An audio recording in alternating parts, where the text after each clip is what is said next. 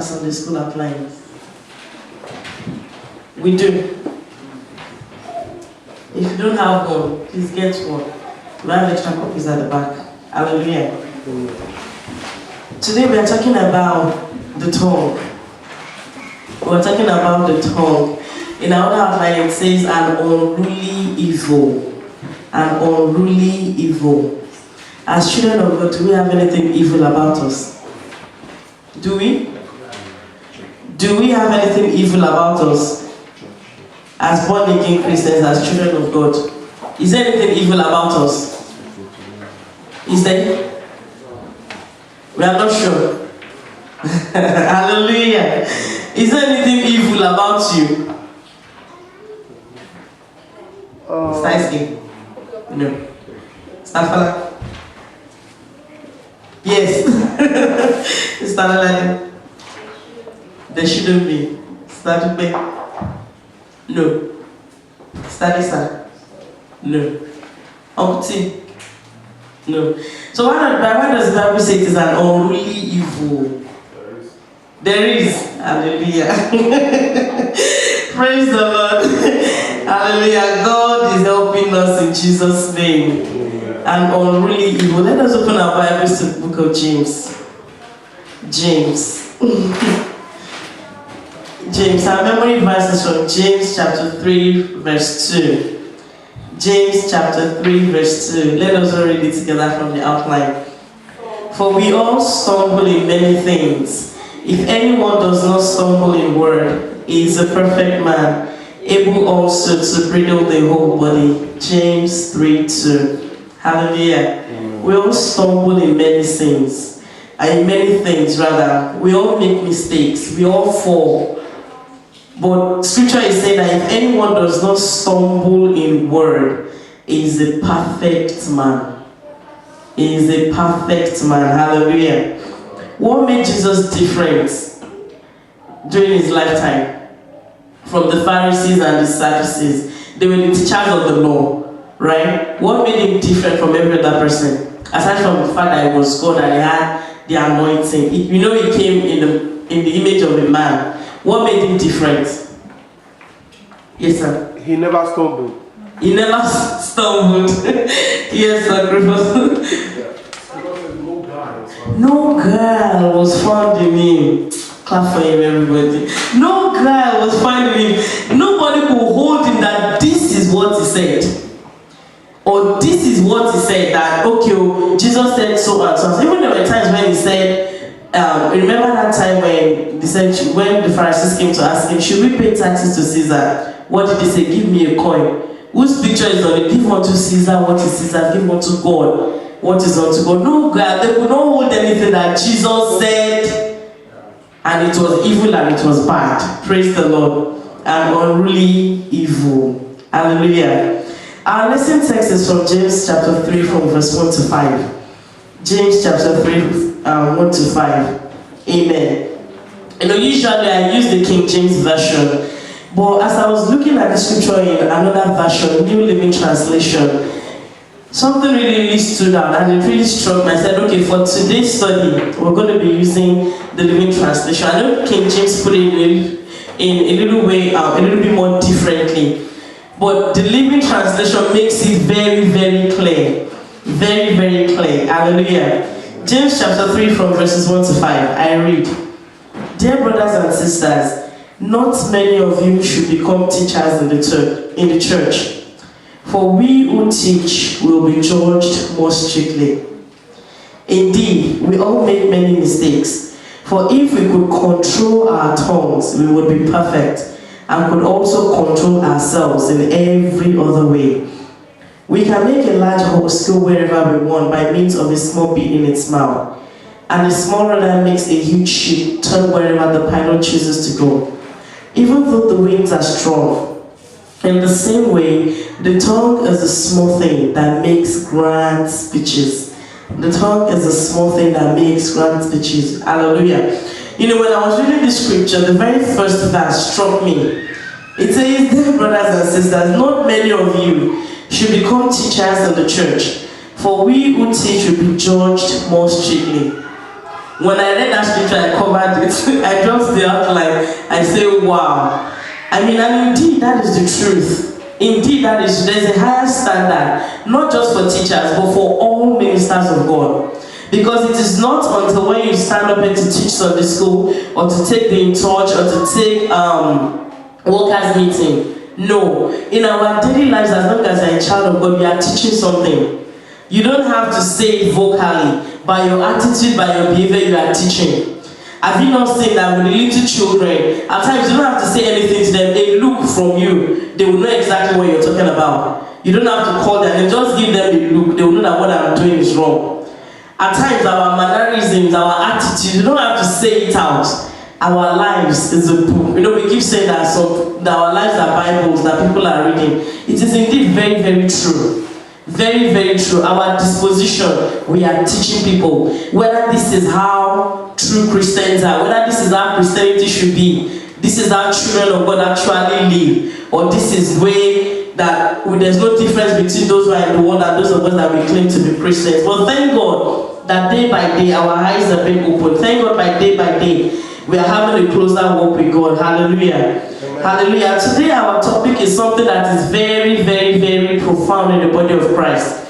Bible says, if a man stumbles not by words, he is a perfect man. Remember the word of God says that be ye holy. And I know we did that study a couple of months ago. As our Heavenly Father is holy. Somebody is holy, we can say holy and perfection go hand in hand. So if the word of God is saying be you holy, one of the key ways to be holy, one of the key ways to be perfect is by controlling our tongue.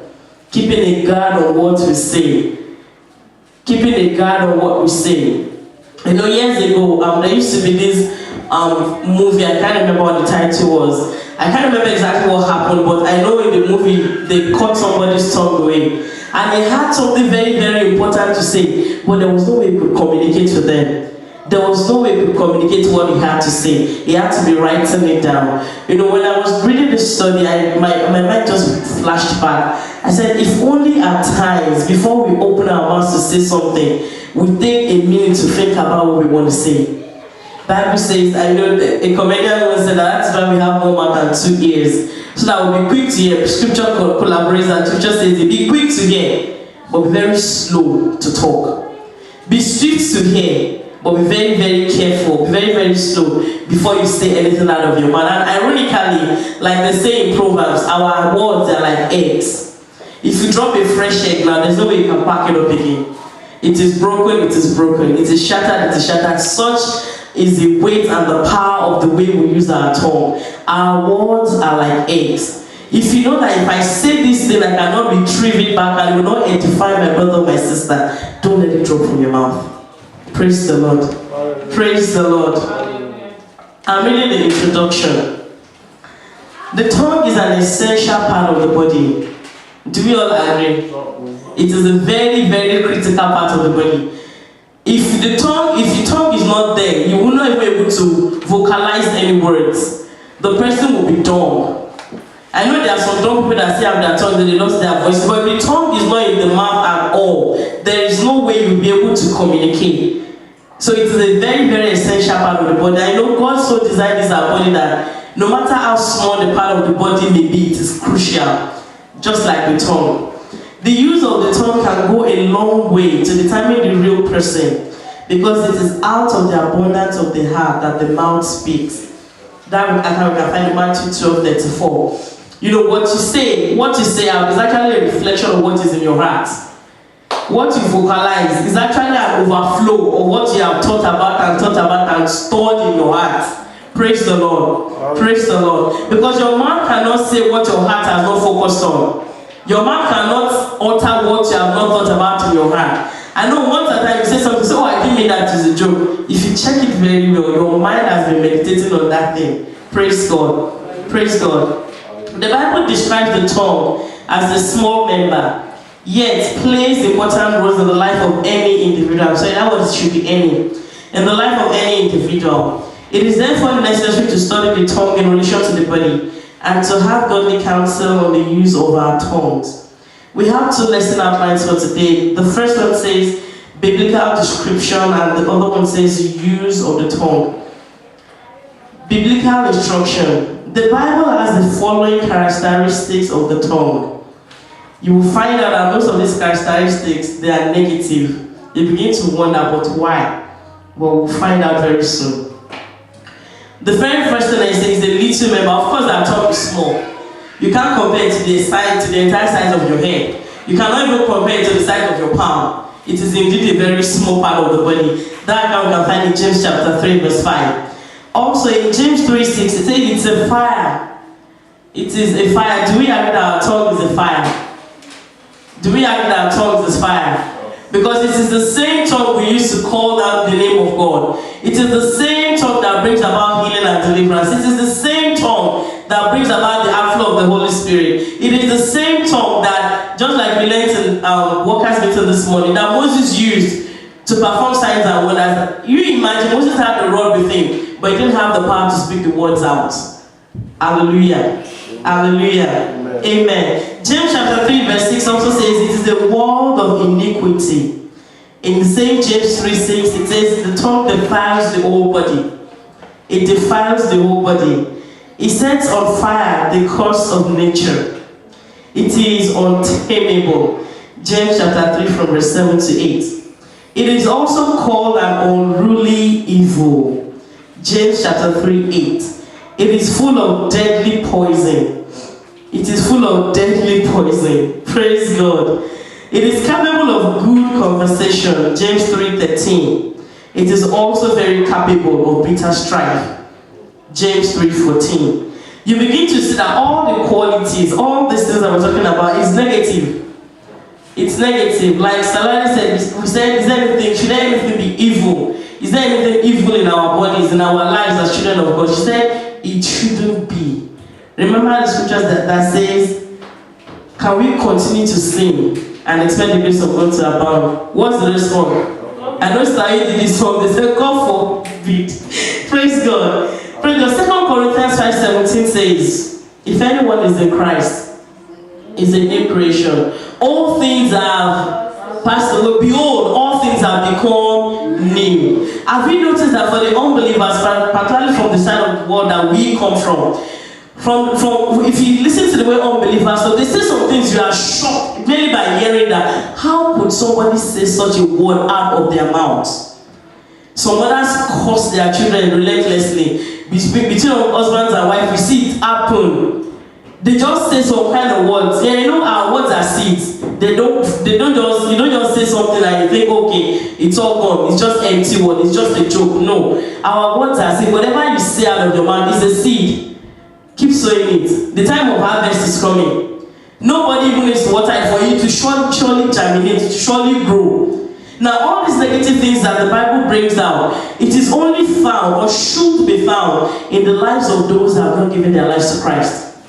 Does it mean that the tongue will not be tempted to use our tongue wrongly? Yes, there will be instances, there will be occasions, there will be situations that you'll be tempted to say something negative, to say something to bring the other person down, probably out of anger. Somebody has done something to me and really touched me. Are you there will be instances like that you want to say some things out of anger. Or you see something going wrong, you don't know how to help it. It's almost dropping out, or even perhaps it dropped out of your mouth. And unruly evil. And unruly evil. Remember what the memory verse says. He who is able to control this tongue and not stumble in words is a perfect man. Who are we aiming to become like? We are all aiming to become like Jesus. We are all aiming to become like Jesus. If no girl could be found in the life of Jesus, then no girl should be found in my life and in your life. And how do we ensure that? Keeping a watch over our tongue. Keeping a watch over our tongue. And like anything good, if you are going to amount to anything good in life, be it in the spiritual world, be it in the secular world, it requires sufficient, extensive training. It requires some training. It won't just fall on your laps. I want to be an aeronautic engineer next year. When I grow up, I will not just automatically find myself in the cockpit and begin to fly an airplane or begin to manipulate the buttons. No, I have to be trained. I have to start from primary school to secondary school to college, probably to my postgraduate, go to maybe a specialist course before I can actually be what I want to be. So if the Bible is saying to us today today that our tongue can be evil, how do we make it good? We have to train ourselves. We have to submit ourselves to the leading of the Holy Spirit. See, this is not something we can just do, because by nature we are carnal. By nature we are evil. It is only when we gave our lives to Christ that the evil nature was taken away from us and we're given the nature of Christ. But is that to say that at times it will not want to surface? It will want to surface. Have you seen mothers that their children do something and before they know, out of frustration, they say, "Are you mad?" It's a question. It's a question. But actually, do you want your child to be mad? No. I'm sure no mother wants their child to be mad. But out of anger, out of frustration, people say some things. But for you and I, God is bringing it to our notice today. You know, when I was looking at the scripture, I looked at it in the light of my own life too. There are times that, yes, I say some things, or before I know what is happening, it is out. I say, oh, wow, I shouldn't have said that. I shouldn't have said that. So it takes a lot of training, conscious training. It won't just happen overnight that you're able to bridle your tongue. It won't just happen overnight that you have the control over what you say. You know, nobody can force you to say anything. I hope you know that. Nobody can force you to. You yield yourself to say, okay, I want to say this thing. It's one thing for you to think something in your heart. You know, God is omnipresent and omnipotent. He knows both what you say out and what you think in your heart. You know, but it is still good for you. If the other person does not know, if the other party does not know what you're thinking in your heart, you can easily go to God, I'm sorry, please purge my heart. But if you have said it out, and it's something that will destroy your brother or your sister, it is a longer process of reconciliation. It is a much, much tedious process. Praise God. Hallelujah. Praise the Lord. Hallelujah. But thank God for the Spirit of Christ. Thank God that we are going beyond this. Thank God because we are new creatures. Thank God because, you know, the Bible says in Proverbs 18:21, death and life are in the power of the tongue. Death and life are in the power of the tongue. Amen. Because whatever you say, like I said earlier, your words are seeds. They will surely grow. They will surely grow. Whatever you prophesy into your life, I mean, when you pray for yourself, you pray good things for yourself, right? You pray good things, you pray awesome things for yourself. Likewise, when we talk or when we use our mouth and negative things comes out, that is what you will reap. I'm sure nobody wants to reap negative things in their lives. Hallelujah. Amen. Hallelujah. Amen. Praise the Lord. Hallelujah. Praise the Lord. And also the scripture also says in that towards the end of James chapter 3, is it possible for you to have a cup of cold water? You are just bringing a cup of cold water from the fridge. You know this is coming from the fridge. Obviously it will be cold. Or a jar of water. You are pouring the cold water in a glass cup. Is it possible at the same time that hot water will come from the same jar? It's not possible. No matter how science wants to do that, it's not possible. If you don't boil the water to a point till it reaches the boiling point, ice cold water cannot suddenly become cold water. Same way, if you plant oranges, you cannot harvest apples. If you plant bananas, you cannot harvest grapes. So if you plant good things with your mouth, you cannot harvest negative things. But if you plant negative things with your mouth, definitely you cannot harvest good things. I know we all pray for a glorious future. We all pray for a bright future, not just for you, for your children, for generations to come. But it starts with the words that you and I use. It starts with our words. May God give us the wisdom to bridle our tongues in Jesus' name. Amen. Amen. Let's quickly go forward. The use of the tongue. We've seen that the tongue is really evil. In fact, if you look at all those, if you put them side by side, you see that the negatives can tend to kind of overweigh the positives. But can we flip it around and the positive will be more than the negative? Definitely. That is why you and I are new creatures. Hallelujah. Hallelujah. Amen. So the use of the tongue. Let us see what the Bible says. The use of the tongue.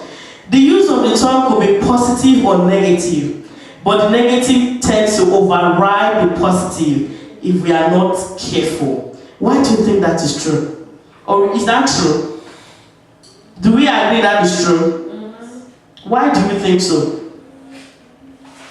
Why do you think the negative tries to overweigh the positive? The negative always brings pain and it does not add anything to the human life. So why is it that it's so easy for us to just go down that path? It is so easy for us to just deviate to the negative path. At times unconsciously. Yes, brother. There are perceived immediate They are perceived immediate benefits. Praise God. Anybody has any other opinion? Anybody? Why do people lie? Let's think about it. Who has never told a lie in this place before? Why did you lie the last time you lied?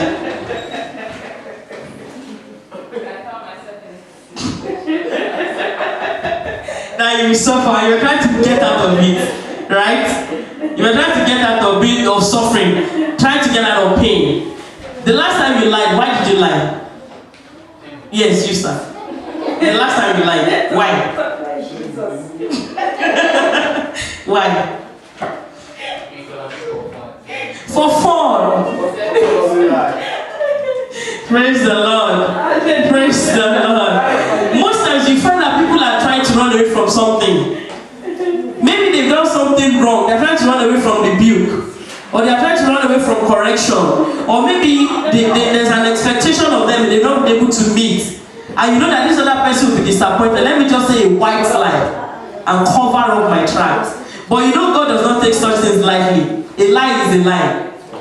For that man that duped somebody of 10 million naira, and for you that told a small lie, a white lie, just to cover a small house, where are you? We are in church already. Oh, I'm almost by the marathon filling station, and you are still by Walmart. It's the same lie. Praise the Lord. Sure. It is the same lie, sir. You said sure, it's the same lie, sir. Let your, Bible says, let your yes be yes and let your no be no. But remember what you said, we said at the very beginning. We said, why was Jesus holy? No guile could be found in him. He was a man of his words. He was a man of integrity. You know, it's very common from the part we come from. Where are you? I'm coming now. I have never left the house. I'll be there in 5 minutes. When you know you will be there in 30 minutes. Praise the Lord. A lie is a lie. A lie is a lie. Seriously, let's take it like that. A lie is a lie. God doesn't have skills for small lies and big lies. Hallelujah. Hallelujah. And you know, the human nature is very funny because the way we are created, you begin to wonder, for a small child, a nursing child, maybe the child is still nursing, still breastfeeding, and the child bites the mother. Do you know they know what they've done is wrong? Yeah. The human nature is just by nature evil. The human nature is evil. They know that this thing I've done is wrong. Even before the mother reacts or spanks them, they will look at the mother to see what we should do, what we should say. Am I telling the lie? Mother's in the house? No. So the human nature it's just the human nature to be evil. That is why it is so easy. It is so easy to deviate to the negative. Even though the consequences therein are very, very undesirable. But by human nature, it is so easy. But thank God, you and I, we have the God nature, we don't have the human nature. So we will not deviate to the negative again in Jesus' name. Now, some things we must watch out for. You know, when I looked at this outline, if we're able to take care of some of these things, this is not a complete list. But if we're able to take care of some of these things, you will be probably undergraduate on your way to being attaining perfection. You know, in the academic line, the peak of it is your PhD, right? If you're able to take care of these few things that we want to highlight this morning, at least you would have been like 60 to 70% done. Hallelujah. Let us find out what those things are. The first thing is there, it says tail bearing. Tail bearing. We find that very easy. Do you know? Have you heard? Do you hear? Tail bearing. The Bible is warning us strictly against tail bearing. If it is not something that will edify or build the other person, you don't have any business saying it. If it is not something, okay, this is a concern, I want to pray for my brother or my sister. If it is just to share the gist, share the information, it is leading to a very deadly trap. It's one of the things the Bible advises us to desist from. Leviticus chapter 19 verse 16. Leviticus 19:16, it says, do not spread slanderous gossip among your people. Do not spread slanderous gossip among your people. Look at that word slanderous. It's not anything good. Yes, somebody might have been overtaken in an offense. Somebody might have done something that could be wrong. But if it is not to edify, you don't have any business spreading it abroad. You don't have any business. That is not part of our mandate in Mark 16. Our mandate is to spread the good news, not spread other people's problems. Praise the Lord. Praise the Lord. The next thing, gossiping. Gossiping. You know, I was really surprised that this gossip was part of the first thing they mentioned. What is gossiping? If you say somebody is gossiping, what does it mean? Talking behind people's back. Now, when you talk behind people's back, what are the chances that what you are saying is true? What are the chances that it's true? You can say it in front of them. Most times it is zero. You don't even want them to know that you said it. Say, don't tell them I told you. But do you know? If you find yourself doing that, please, today, the Bible says, today when you hear the word of the Lord, harden not your hearts. These are not just, these studies are not just done randomly. I believe God is taking us through a process. Please don't say, I'm the one that told you. But do you know that? Please, let us desist from that. Such things should not be found in the congregation of children of God. Rather than taking it to a third party, do you know that? Confront the person. This is what I heard about you. This is what the Bible says. So it's not good though. And let it die there.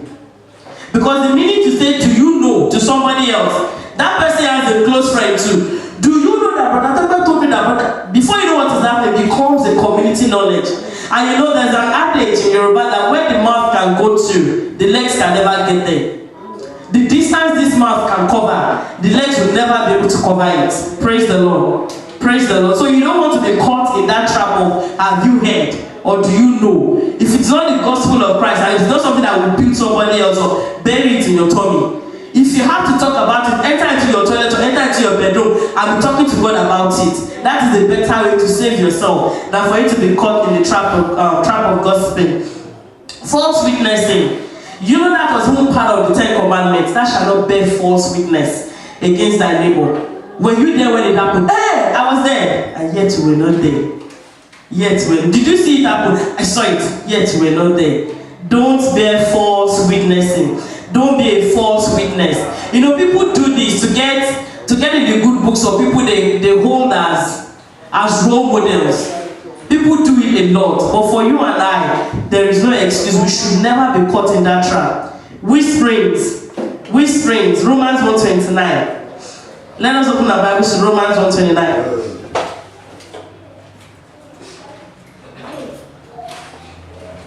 Hallelujah. Amen. Romans 1:29. It says, their lives became full of every kind of wickedness, sin, greed, hate, envy, murder, quarreling, deception, malicious behavior, and gossip. Do you see the category of sin that was linked together with gossiping? All kind of wickedness, because it is actually wicked to slander somebody behind their backs. That's what people call backstabbing. You are actually literally killing the person.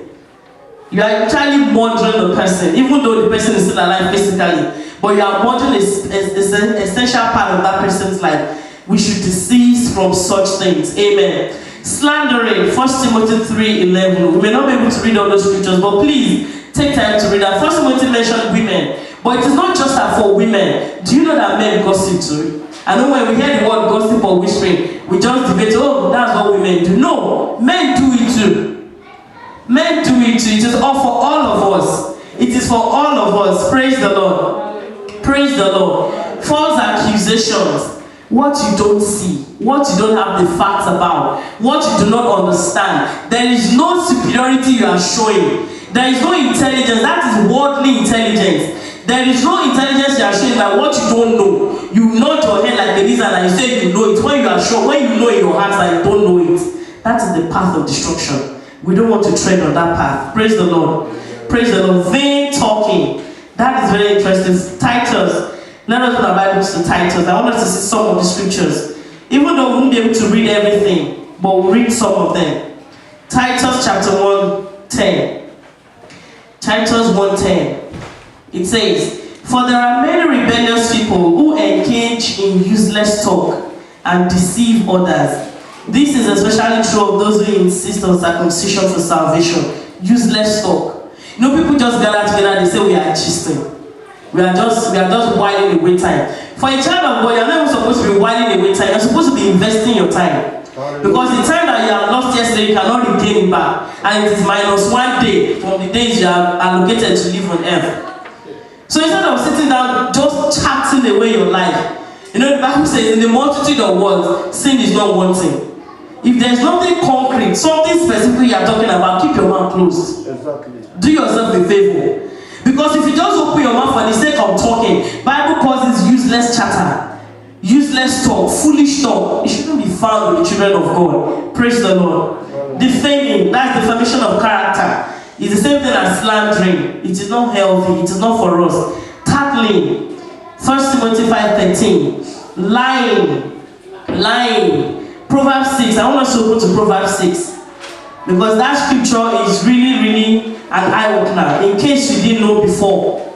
Just in case you didn't know. I trust that all of us know this. But just in case you were not aware of how significant, how terrible the issue of lying is. Proverbs 6. I want to read from 16 to 17. There are 6 things the Lord hates. If the Lord hates something, He hates it.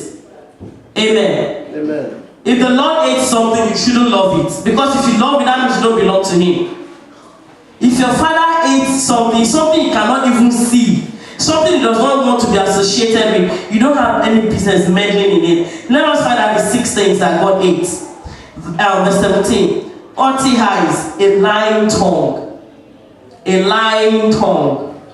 So if we have been caught in that trap before, because look at it, it even shows the sense of Christian maturity. If you've done something wrong, rather than telling a lie and say, oh well, I didn't know, to get out of trouble, come up clean. Say, okay, I'm sorry, I did this, I know I shouldn't have done that, and I'm really sorry, can you please forgive me? That puts you in a better stand. Because you know, if you tell one lie now, you have to keep telling another lie to cover the small one you told. For how long do you want to continue in that trap? It is a trap of the enemy. If you've done something wrong, yes, remember this Bible verse now, the Bible passage we started with, we all stumble, we all make mistakes. Admit the mistake. Nobody is a superhero. Admit the mistake, oh, I made a mistake in this life, please can you forgive me? And then continue with your life. Than telling one lie, then tomorrow another thing happens that relates to that thing. You have to look for a bigger lie to tell. You know, it's just like a mountain, you keep piling it up. Keep piling it up. When you can have a clear conscience. And you know, when you begin to pile it up and yet you lift up holy hands, God is not even listening to those prayers. You are not even, your prayer is not even going beyond the ceiling of this roof, beyond the roof of this building. And yet you expect miracles. We expect God to answer us speedily.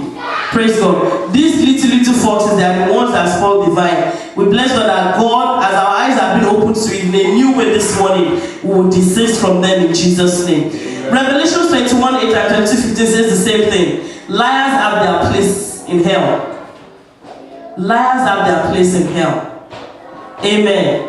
Amen. You know, when we were smaller, we used to say, when you tell a lie, when they're trying to get you to confess or to say whether you did it or not, they will say, all liars, we all know it, all liars end in hell, all liars end in hell. You know, if we have that childlike attitude to it, I know that all lying, there's no, I'm lying because I'm mommy or I'm daddy or I have control over this. No, we are all children under the Almighty God. We are all children under the Almighty God. It should not be found with us. It should never be found with us. That Revelation 21:8 says, but cowards, unbelievers, the corrupt, the murderers, the immoral, those who practice witchcraft, idol worshippers, and all liars, their fate is in the very lake of burning sulfur. This is the second death. It's even worse than hell. This is the second. You know, hell is just a reservoir. It's just a storage right now. But the second death, there's no coming back. It is eternal. It is eternal. Those that may say, well, I'm not a witch doctor, but if you are a liar, that is where you're going. Because that is what the scripture says. So there's no justification for small lies. No justification at all. Nobody will kill you for making a mistake. People may be angry with you. People may be disappointed with you. That is better than for the Almighty God to turn his back. Because remember that prophecy, God hates it. You cannot behold it. It's better for my sister or my brother to be angry with me for a while. I know after a while, the anger will die. God may work on their hearts. They will love me back. But for the Almighty God to turn his back at me because I'm trying to save faith with a fellow human being, that is gross foolishness. Praise the Lord. Praise the Lord. Boasting, deceiving, backsliding. Those are some of the things that we should never ever be involved in. Alright? Praise God. Our guiding principle must be that no corrupt communication should proceed out of our mouth, but that which is good to the use of edifying, that it may minister grace unto the hearers. Ephesians 4:29. If your word will not bless other people, if your word will not edify another human being, if your word will not make another person feel good to be a child of God, you don't have any business saying it. Because at the time you are saying those negative words, you are the representative of the devil. Remember what the Bible says, I have come that they might have life and have life abundantly. How do you have life? It's by the tongue. Remember the scripture we read in Proverbs 18:21, the power for life or for death. Death and life, they are the power of the tongue. If what I'm saying is not producing life in another person, then it is producing death. God is not the author of death. So at that time, I'm not the representative of my father. Now, if you're not the representative of God, who are you representing? The devil. It makes common sense. So please, let us be very, very careful. If your words do not edify, if you do not bless, even if you have a strong conviction that this thing I have to say it, if I don't say it, it will be good. But if you know that it will not bless that person, keep your mouth shut. Rather go to God and talk to God about it. And remember that even by saying it, that you can't change the other person. I can't change anybody, nobody can change me. The Bible says the heart of kings, the heart of all men is in the hands of God. It is God that can change people. It is God that can modify people's life. It is God that can make people who He wants them to be. So it's not you're using negative words on another person or your spouse or your child or your brother or your sister that will change that person. No. You are just being a representative of the devil by doing that. May we desist from that in Jesus' name. In conclusion, let us examine ourselves and see if any unruliness of the tongue is in us. If there is any at all, let us make amends and ask the Lord to help us overcome every negative use of our tongue. And why is that very, very critical? Psalm 34. Psalm 34. Why is it very, very critical? Why is it very, very critical? Praise the Lord. Psalm 34 from verse 12 to 14. From verse 12 to 14. Does anyone want a life that is long and prosperous? Anybody in church? Does anybody want a long and prosperous life? Hallelujah. This is what you have to do. Then keep your tongue from speaking evil and your lips from telling lies. If you want a fulfilled life, a long and prosperous life, keep your tongue from speaking evil and your lips from telling lies. If it is not true, don't say it. Praise the Lord. Amen. Praise the Lord. And in conclusion, Psalm 141 verse 3 is a good prayer to pray in this regard. It's a good prayer to pray in this regard of watching over our tongue. Psalm 141 verse 3. It says, take control of what I say, O Lord, and guard my lips. May the Lord help us to keep a control over our lips in Jesus' name. Amen. Amen.